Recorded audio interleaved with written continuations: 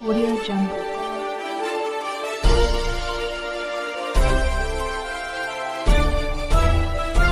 Audio Jungle.